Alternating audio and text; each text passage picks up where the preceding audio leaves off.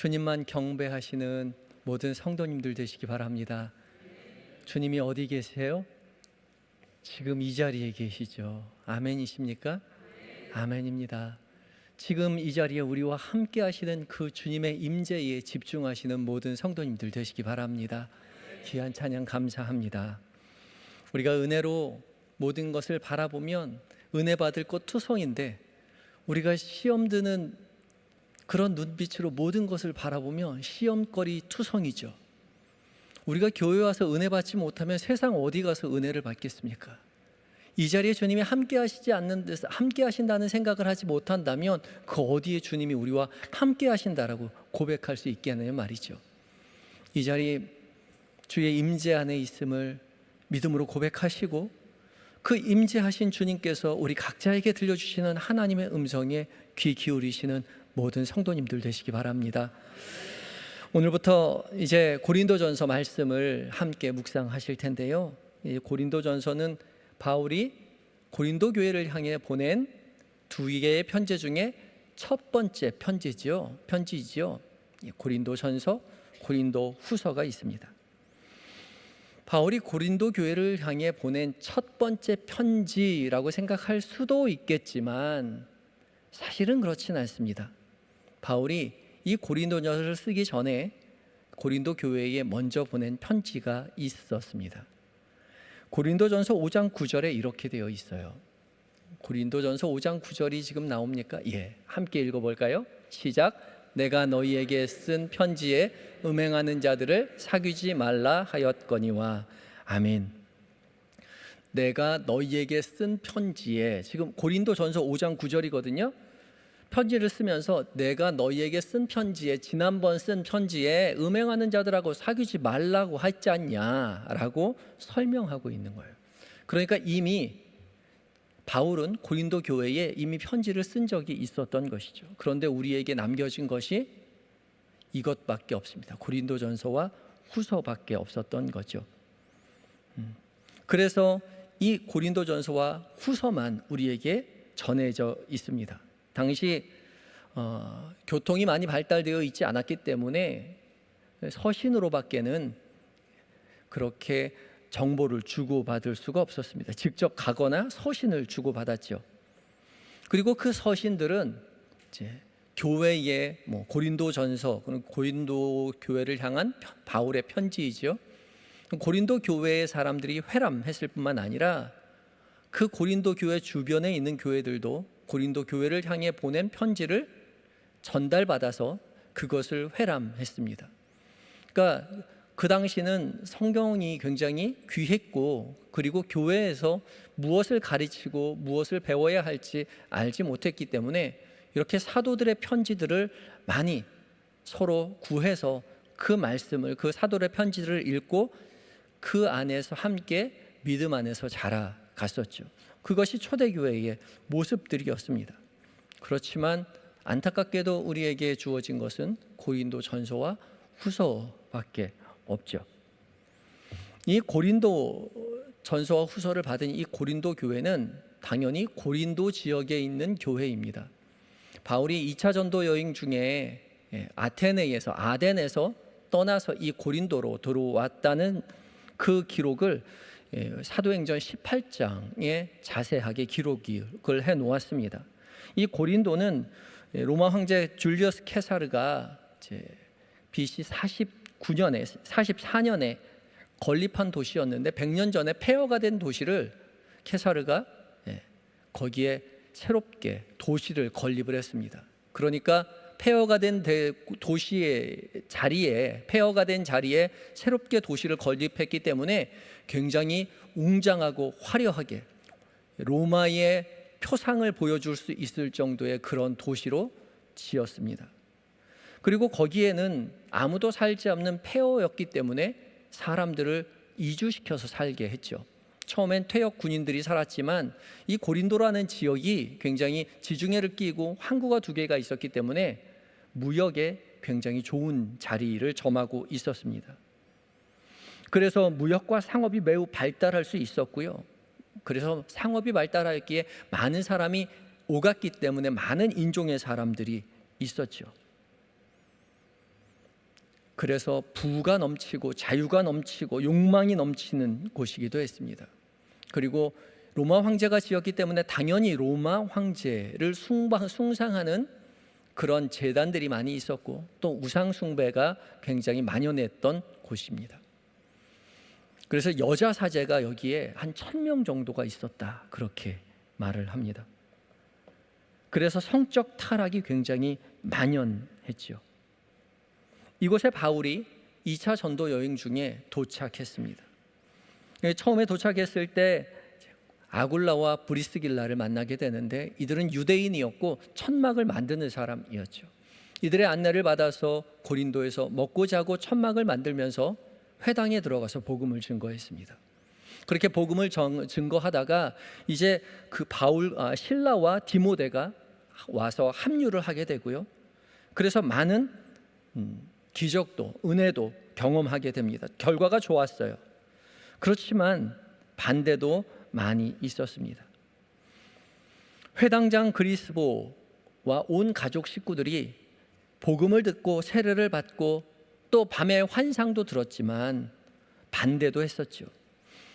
밤중에 환상 가운데 이 바울은 하나님의 임재, 하나님의 말씀하시는 것을 듣습니다. 사도행전 18장 9절에서 10절인데요. 함께 읽겠습니다. 시작. 밤에 주께서 환상 가운데 바울에게 말씀하시되 두려워하지 말며 침묵하지 말고 말하라. 내가 너와 함께 있음에 어떤 사람도 너를 대적하여 해롭게 할 자가 없을 것이니 이는 이 성중에 내 백성이 많음이라 하시더라. 아멘. 이곳 고린도는 이방 지역이었습니다. 그러나 하나님은 두려워하지 말라 말씀하시죠. 두려워하지 말라는 말씀의 기본적인 전제는 지금 바울이 두려웠다는 거예요. 이방 지역에서 복음을 전한다는 것이 두려운 일이었습니다. 그러나 하나님은 환상 중에 침묵하지 말아라, 너를 대적하여 해롭게 할 자가 없다 말씀하고 계시죠. 그리고 이 성중에 고린도 지역에 내 백성이 많다 말씀하십니다.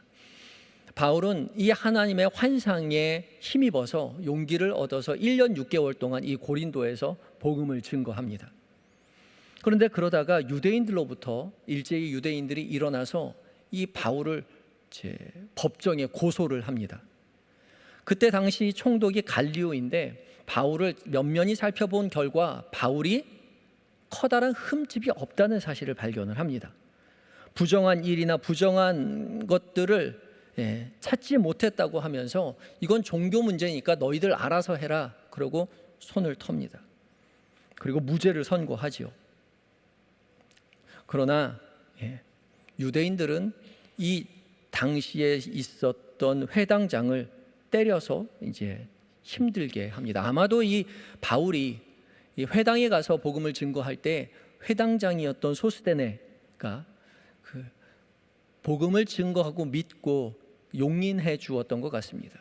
그래서 나중에 오늘 1절에 보면 하나님의 뜻을 따라 그리스도 예수의 사도로 부르심을 받은 바울과 형제 소스데네는 하고 나오죠.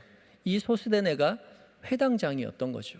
그런데 지금 바울을 이 고린도 지역을 떠나서 바울과 함께 있습니다. 바울은 이 고린도전서를 쓸 때가 AD 55년경 에베소에서였을 것이라고 생각합니다. 3차 전도 여행 중이었고요. 그 자리에 소스데네가 함께 있었던 것이죠. 그런데 이 소스데네는 이 바울이 고린도 교회를 섬길 때의 회당장이었던 것이죠. 이 회당장이었던 소스데네를 유대인들이 폭행을 합니다. 이걸 계기로 해서 이 바울은 이곳 고린도를 더 이상 사역하지 못하고 수리아로 떠나게 되죠. 고린도 교회는 이처럼 바울이 하나님의 음성, 환상을 들었기 때문에 조금 더 열심히 복음을 증거하였고 복음의 결과들도 굉장히 좋았습니다. 회당장 그리스보가 회심을 했고 또 이방인 성도들도 굉장히 많이 있었고 양육기간도 1년 6개월이라는 긴 기간 동안 그곳 고린도에 머물면서 복음을 증거할 수 있었던 것이죠. 그렇게 열심히 복음을 증거했음에도 불구하고 바울이 고린도 교회를 떠난 이후에 고린도 교회는 많은 문제가 일어나게 되죠. 그걸 듣고 나서 이제 고린도전서를 쓰게 된 것입니다. 그 전에도 물론 편지를 썼다는 기록을 말씀드렸죠. 고린도전서를 쭉 살펴보면 여러 가지 교회 안에서의 문제들에 대한 말씀이 나옵니다. 분쟁에 대한 문제, 음행에 관한 문제, 우상 제물에 관한 문제, 성만찬의 문제, 은사 활용에 관한 문제, 예배를 어떻게 질서 있게 드릴 수 있을지에 관한 말, 그리고 부활에 대한 입장, 그리고 종말, 그런 다양한 문제들이 고린도전서에 기록되어 있습니다. 그래서 이 고린도전서를 읽으면서 우리가 초대교회의 모습이 어떠했는지에 대해서 조금 깊이 알 수가 있죠. 특별히 초대교회는 많은 문헌이 별로 없습니다. 초대교회의 문헌들이 별로 없어요. 비밀의 계시였기 때문에 서로 알려주지 않았기 때문에 우리가 초대교회가 어떠한 모습으로 이제 예배를 드리고 함께 공동체 생활을 했는지에 대해서 우리가 알 수 있는 사실은 이제 서신서 정도밖에는 없습니다. 많지 않아요. 그런데 특별히 이 고린도전서에는 고린도 교회 안에 있었던 많은 문제들을 집중적으로 부각시켜 줌으로써 교회가 어떤 문제에 처해 있었고 어떠한 상황 속에 있었는지를 우리에게 알려주는 소중한 자료이기도 하죠. 고린도전서는 총 16장으로 되어 있습니다. 오늘 1장 읽었는데 16장까지 있습니다. 그래서 16장까지 꽤 길게 되어 있는데 1장 1절부터 9절까지는 인사말이고요. 그 다음부터는 10절부터는 쭉 계속해서 교회의 분쟁 문제라든지 고린도 교회의 문제에 대해서 계속해서 15장까지 이어집니다. 그리고 16장 가서야 권면과 끝인사를 하고 고린도 전서가 끝이 나죠. 그러니까 대부분의 모든 내용들이 고린도 교회가 가지고 있는 교회의 문제들에 대해서 집중적으로 설명을 하고 있는 것입니다. 그래서 여러분들과 함께 고린도전서를 함께 묵상하면서 교회가 가진 문제들, 그 문제들이 우리 교회 안에 지금의 우리의 신앙생활 안에 어떠한 교훈을 주는지 살펴보려고 합니다. 먼저 1절부터 3절까지 말씀을 함께 봉독해 보도록 하겠습니다. 1절부터 3절까지입니다. 1절부터 3절까지 인사말인데 함께 읽겠습니다. 시작. 하나님의 뜻을 따라 그리스도 예수의 사도로 부르심을 받은 바울과 형제 소스데네는 고린도에 있는 하나님의 교회 곧 그리스도 예수 안에서 거룩하여지고 성도라 부르심을 받은 자들과 또 각 처에서 우리의 주 곧 그들과 우리의 주 되신 예수 그리스도의 이름을 부르는 모든 자들에게 하나님 우리 아버지와 주 예수 그리스도로부터 은혜와 평강이 있기를 원하노라. 아멘. 1절부터 3절까지 길게 한 문장으로 되어 있는데 우리에게 딱 들어오는 것은 은혜와 평강이 있기를 원하노라. 이게 인사말이구나 생각할 수 있죠. 발신자는 누구입니까? 바울과 형제 소스데네입니다. 형제 소스데네는 말씀드렸듯이 당시 회당장이었습니다. 사도행전 18장 17절은 이렇게 기록되어 있습니다. 제가 읽겠습니다. 모든 사람이 회당장 소스데네를 잡아 법정 앞에서 때리되 갈리오가 이 일을 상관하지 아니하니라. 아멘. 유대인들이 일제히 일어나서 바울을 고소하였을 때 이 총독 갈리오가 바울이 아무 문제가 없다라고 용인해 주면서 이것이 종교 문제라고 선언을 했습니다. 그때 유대인들이 바울은 로마 시민권자이기 때문에 그를 처벌할 수 없었기 때문에 그 회당의 회당장이었던 이 소스데네를 잡아서 법정 앞에서 때리죠. 그런 모습을 보여줍니다. 그리고 말씀드린 대로 이 소스데네는 바울과 함께 수리아로 함께 떠난 것 같습니다. 그래서 이 소스데네와 이 바울이 함께 고린도 교회를 위해서 편지를 쓰고 있다는 거죠. 그리고 수신에는 누구입니까? 고린도에 있는 하나님의 교회요. 2절 첫머리에 고린도에 있는 하나님의 교회라고 했어요. 근데 그것으로 끝나는 것이 아니라 곧 그리스도 예수 안에서 거룩하여지고 성도라 부르심을 받은 자들과 그리고 또 각 처에서 우리의 주 곧 그들과 우리의 주 되신 예수 그리스도의 이름을 부르는 모든 자들에게입니다. 처음에 고린도에 있는 하나님의 교회다라고 말씀드렸는데, 이 교회요, 이 교회에 편지를 썼다라고 말하는데, 이 교회는 곧이라고 말해놓고 그리스도 예수 안에서 거룩하여지고 성도라 부르심을 받은 자들이라고 말하죠. 그러니까 교회라는 것이요, 에클레시아, 교회라는 것은 어떤 장소가 아니라 성도라 부르심을 받은 자들이 곧 교회다라고 말하는 겁니다. 교회는 건물이 아닙니다. 성도들의 모임이 교회인 거죠. 예. 교회는 에클레시아, 무엇으로부터고, 클레오, 부르다라는 뜻의 합성어입니다. 그러니까 어디로부터 부르다, 세상으로부터 불리워진 그 사람들의 모임이 바로 교회, 에클레시아인 것이죠. 한영교회는 이곳 예배당이 한영교회가 아니라 이곳에서 함께 예수 그리스도를 주라 시인하는 사람들의 모임이 한영교회인 것이죠. 예수 그리스도 안에서 거룩하여진 성도들의 모임이 한영교회입니다. 특별히 거룩하여진 성도라고 했죠. 거룩하다라는 말과 성도라는 말에 둘 다 하기오스라는 단어를 쓰고 있습니다. 둘 다 거룩하다라는 뜻이에요. 거룩한 사람들인 것이죠. 성도는요, 거룩한 삶을 살아가는 사람들입니다. 예배당 안에서 거룩한 것이 아니라 삶에서, 성도는 거룩한 삶을 살아가는 사람들을 성도라고 부르는 것이죠. 구약에서는 거룩이라는 것은요, 하나님의 임재가 이루어지는 곳을 거룩한 곳이라고 말했죠. 특별히 모세가 시내산에서 떨기나무가 타지 않는 곳에 이르렀을 때 그곳에서 하나님의 음성이 들리죠. 내가 선 곳은 거룩한 곳이니 신을 벗어라 말합니다.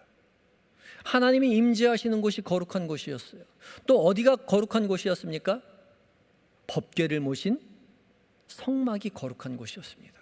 법궤는 하나님의 임재를 상징하는 곳이었기 때문에, 거룩한 곳이었기 때문에 제사장도 아무나 그곳에 들어갈 수 없었던 것이죠.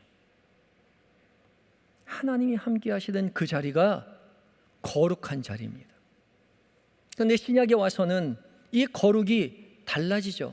하나님이 어디에 계십니까? 우리와 함께 하시고 우리 안에 계시죠. 고린도전서 3장 16절을 통해서 주님 우리에게 말씀하시죠. 고린도전서 3장 16절에 이렇게 말합니다. 함께 읽습니다. 시작. 너희는 너희가 하나님의 성전인 것과 하나님의 성령이 너희 안에 계시는 것을 알지 못하느냐. 아멘. 우리가 무엇이라고요? 하나님의 성전이요. 하나님이 임재하시는 거룩한 성전입니다. 하나님의 성령이 우리와 함께 하세요. 그렇기 때문에 우리가 살아가는 모든 자리가 거룩한 자리이죠. 왜요? 거룩한 하나님과 늘 동행하기 때문에 그렇습니다. 그래서 이 거룩이라는 것은요, 한영교회 예배당이 거룩한 것이 아니라 우리의 삶의 모든 자리가 주님과 함께하는 자리이기 때문에 거룩한 삶을 살아가야 합니다. 그게 바로 성도인 것이죠. 우리가 예배당이 거룩한 자리라고 이야기하며 세상에서 마음대로 살아가는 것이 아니라, 교회 안에서만 거룩한 삶을 살아내는 것이 아니라, 우리가 성도라고 한다면 우리의 삶의 모든 자리에 거룩함이 있어야 된다는 것이죠. 그때 비로소 우리는 성도인 것이고 우리가 교회가 될 수 있는 것입니다. 우리가 거룩한 삶을 살아가지 않는다면 우리는 그냥 친목 단체에 불과할 뿐이죠. 언제나 주와 함께, 성령 하나님과 함께 동행하며 거룩한 삶을 살아가시는 모든 한영의 성도님들이 되시기 바랍니다. 이어지는 4절부터 9절까지는 고린도 교회를 향한 칭찬과 격려의 내용이 포함되어 있습니다. 4절에는 바울이 예수 그리스도 안에서 그러니까 고린도 교회죠, 너희에게 주신 하나님의 은혜로 말미암아 항상 하나님께 감사한다. 굉장히 지금 벌을 받아야, 책망받아야 될 일들이 많은데 그 책망받기 전에 조금 4절부터 9절까지 칭찬을 약간 하고 있습니다. 근데 항상 하나님께 감사하는데 그 이유가 이는 하고 나오죠. 그 이유, 이는 호티.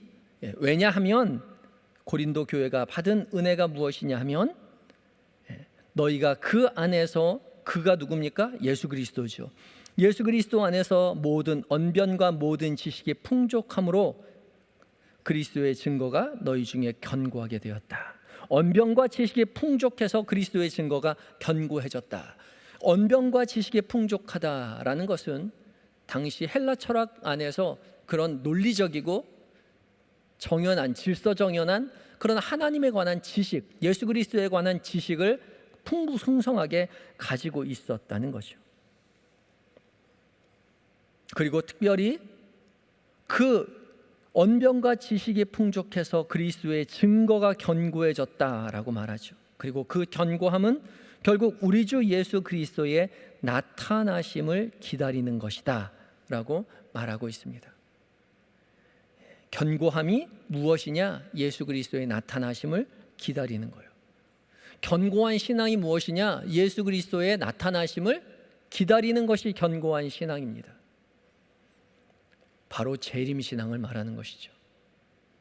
예수 그리스도가 다시 오심을 기다리는 마라나타 주 예수여 오시옵소서, 그 재림신앙을 늘 간직하고 있는 신앙이야말로 견고한 신앙이다 바울이 말하고 있죠.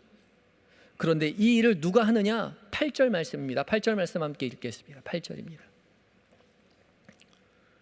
시작. 주께서 너희를 우리 주 예수 그리스도의 날에 책망할 것이 없는 자로 끝까지 견고하게 하시리라. 아멘. 끝까지 견고하게 누가 하신다고요? 주께서요. 주께서 하신다고요. 주님께서 우리를 끝까지 견고하게 도와주시겠다라고 말씀하시죠.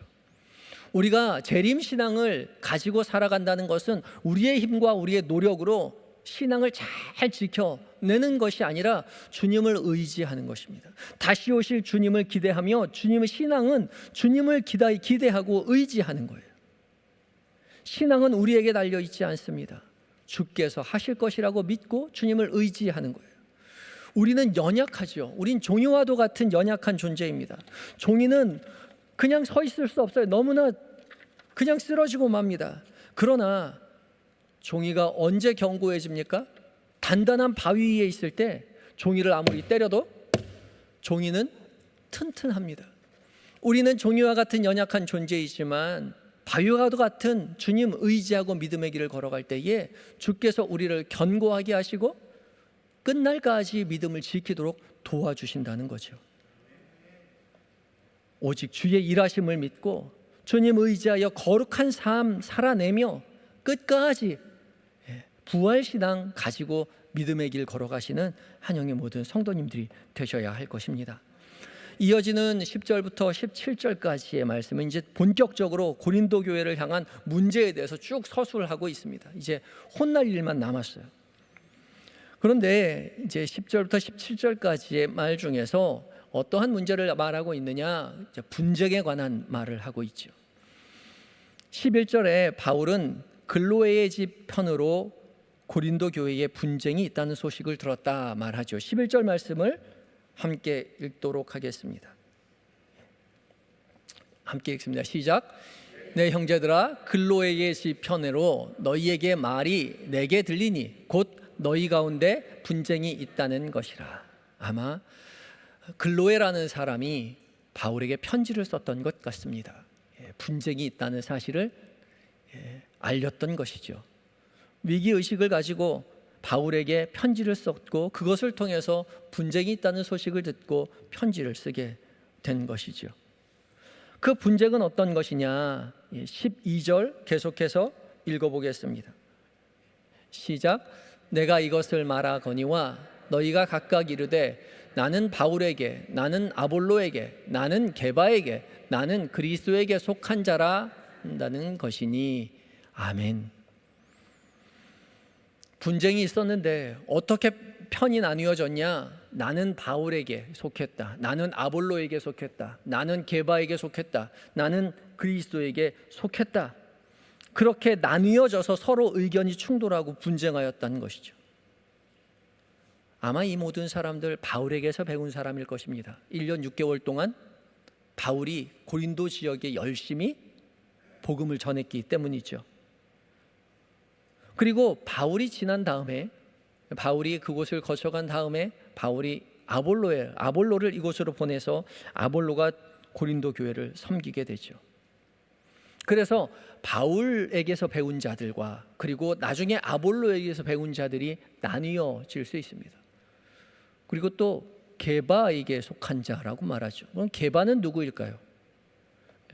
성경에 게바가 고린도 교회에 왔다는 그런 항목은 없죠. 그런 기록은 없습니다. 게바는 베드로를 말하는데 고린도 교회에 직접 사역했다는 자료가 없기 때문에 베드로로부터 복음을 받은 사람들이 이곳 고린도 교회까지 와서 복음을 증거했던 것이 아닐까라는 그런 추정을 해보기도 합니다. 특별히 베드로는 예수님에게 직접 복음을 배운 예수님의 수제자였죠. 그랬기 때문에 베드로는 권위를 가지고 있었습니다. 그러니까 베드로에게 배운 사람이라고 한마디 할 수 있었던 거죠. 이에 반해서 바울이나 그 뒤에 왔던 아볼로는 예수님에 대해서 잘 몰랐죠. 전해 들었을 뿐입니다. 직접 사역하지 않았죠. 그래서 바울과 이 아볼로보다 게바가 훨씬 더 능력이 있는 종이다, 나의 말을 들어야 된다라고 말하는 사람도 있었다는 거죠. 또 어떤 사람은 그리스도에게 속한 자라 말하였다는 거죠. 그리스도에게 직접 배운 사람은 아니었을 것입니다. 그런 사람들은 사도로서 전 세계를 돌아다니면서 복음을 증거했기 때문에 그런 사람이 직접 이 고린도 교회에 왔을 리는 없고, 나는 다른 사람들도 다 아니라 그리스도에게 직접 말씀을 배운 사람이라고 그렇게 주장하는 사람들이 그곳에 있었을지도 모를 것이라고 학자들은 주장을 하죠. 이렇게 넷으로 나뉘어서 분열해서 싸웠는데 학자들의 연구에 따르면 고린도 교회의 총 교인 수가요, 어느 정도 됐을까요? 약 50여 명 정도였을 거라고 추상을 합니다. 그러니까 50명이요 500명도 아니고 5,000명도 아니고 50명이 거기 앉아가지고 넷으로 나뉘어서 갈라져서 싸운 거죠. 정말 안타깝지 않습니까? 우리가 생각하기에 꼭 50명 얼마나 된다고 같이 모여서 같이 신앙생활하면 좋을 것 같은데 넷으로 나뉘어 싸운다는 거죠. 하지만 당시 그리스 문화 안에서 누구의 제자가 된다는 건 굉장히 중요했기 때문에 그들이 분쟁을 할 수도 있었을 거라고 생각하기도 합니다. 그런데 이런 모습을 바울이 보고 너무나 안타까웠던 거죠. 바울만 안타까워했을까요? 아마 바울을 이어서 이 고린도 교회를 목양하였던 아볼로도 안타까웠을 것이고, 이 복음을 증거하였던 또 게바파에 속한 이 이야기를 만약에 베드로가 들었다면 베드로도 굉장히 마음이 아팠겠죠. 또 예수님의 마음은 어땠을까요? 특별히 바울은 이런 일이 미리 일어날 거라고 예상했던 것 같습니다. 그래서 세례를 아무에게도 많은 사람에게 세례를 주지 않았죠. 스데바나 집 사람들 그리고 그리스도와 가이오 외에는 내가 세례를 준 적이 없다. 왜냐하면 이런 분쟁이 일어날 것을 염려했기 때문이다. 그렇게 말하죠. 3명밖에 세례를 준 적이 없는데 사람들은 자기가 바울파라고 말하고 다닌 사람이 있었다는 거죠. 너무나 아파하면서 바울은 이렇게 말합니다. 10절 말씀 함께 봉독하겠습니다. 10절입니다. 10절 시작. 형제들아, 우리 주 예수 그리스도의 이름으로 너희를 권하노니 우리가 같은 말을 하고 너희 가운데 분쟁이 없이 같은 마음과 같은 뜻으로 온전히 합하라. 분쟁 없이 같은 마음과 같은 뜻으로, 같은 말을 하고 같은 마음과 같은 뜻으로 온전히 합하라고 말합니다. 너희가 따로 떨어져서 나는 누구에게 배웠냐고 싸울 것이 아니라 같은 말과 같은 마음과 같은 뜻을 가지고 온전히 합하라 말하죠. 여기 온전히 합하다라는 말은 카타르티조라는 헬라어에서 비롯된 파생된 단어인데, 이 카타르티조는 뼈가 탈골되었던 뼈가 제대로 다시 맞춰지는 것을 말합니다. 그래서 조정하다, 회복하다, 고치다라는 뜻을 가지고 있는 단어입니다. 그러니까 이 온전히 합하다라는 것은 모두 다 같은 의견을 가진 하나가 되어라, 똑같이 되어라가 아니라 각자 서로 다른 모습을 가지고 있지만, 다른 의견을 가지고 있지만 뼈와 뼈가 맞춰지는 것처럼 너희가 서로 화합하라 라고 말하는 거죠. 서로 다른 의견을 가진 모임들이 유기적으로 잘 조직되어 움직여가는 것을 말하는 것입니다. 하나가 된다는 것이요. 같은 말과 같은 뜻, 같은 마음과 같은 뜻을 가지고 서로 화합하라고 말하죠. 그러면 같은 말과 같은 마음과 같은 뜻이 무엇일까요? 17절 말씀입니다. 17절 말씀 함께 읽겠습니다. 시작. 그리스도께서 나를 보내심은 세를 베풀게 하려 하심이 아니요 오직 복음을 전하게 하심이로되 말을 지혜로 하지 아니함은 그리스도의 십자가가 헛되지 않게 하려 함이라. 아멘.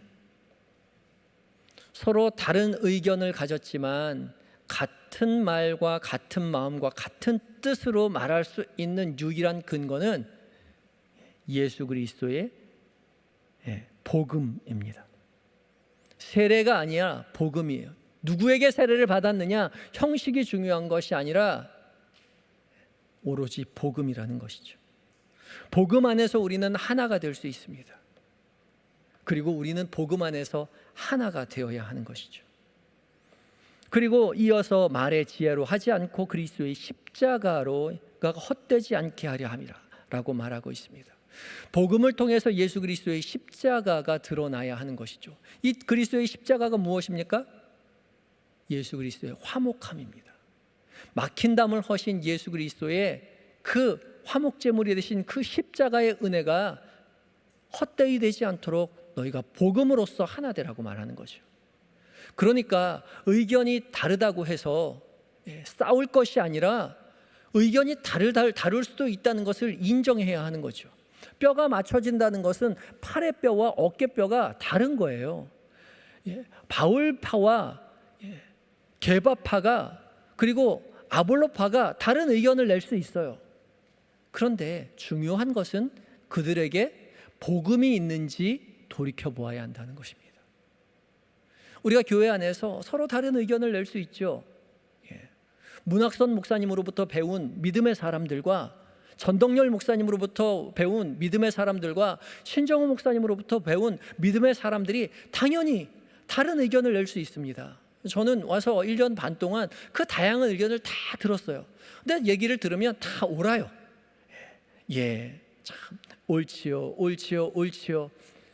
다 끄덕이면서 말을 들을 수 있습니다. 근데 그 셋이 모이면 서로 틀렸다라고 말할 분들이 계세요. 틀린 것이 아니라 다른 것입니다. 문학선 목사님께서 목회하실 때는 그것이 옳았어요. 그리고 전덕열 목사님 목회하실 때는 그것이 옳았어요. 신정호 목사님 있을 때는 그것이 옳았어요. 다 복음 안에서 하나 된 하나님의 역사하심이었습니다. 그것을 우리가 고백할 수 있어야 돼요.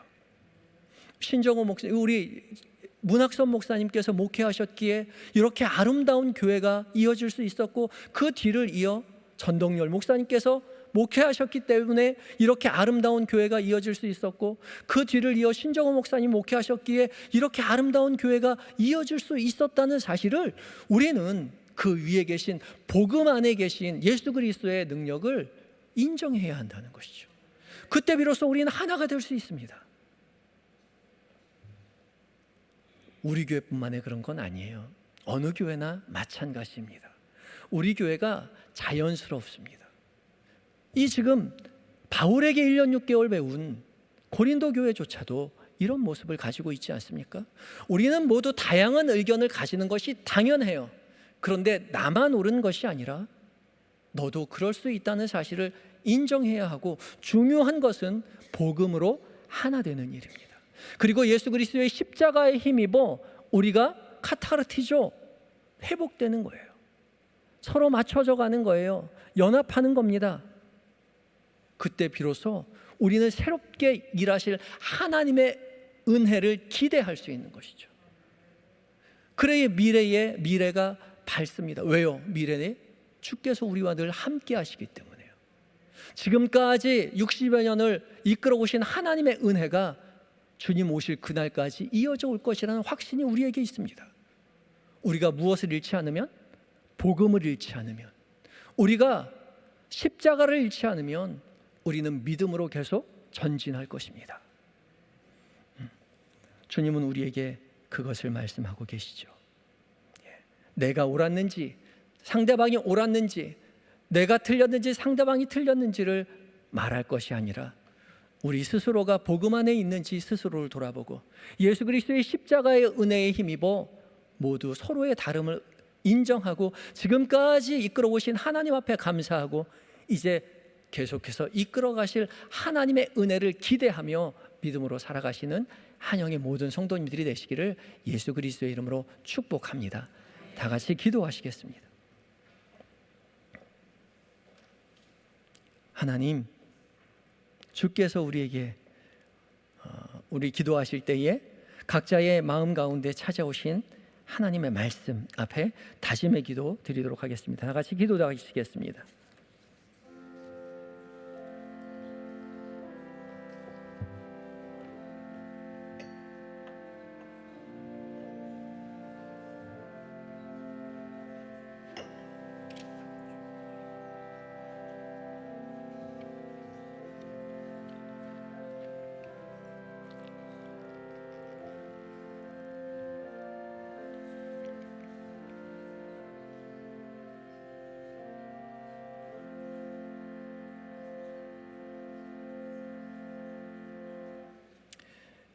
역사를 주관하시는 우리 주 여호와 하나님, 주께서 우리 한영교회를 이 땅에 세우시고 지금까지 복음으로 십자가의 은혜로 이어져 주의 사랑을 나누고 실천하는 그런 교회로 세우게 하여 주시니 감사합니다.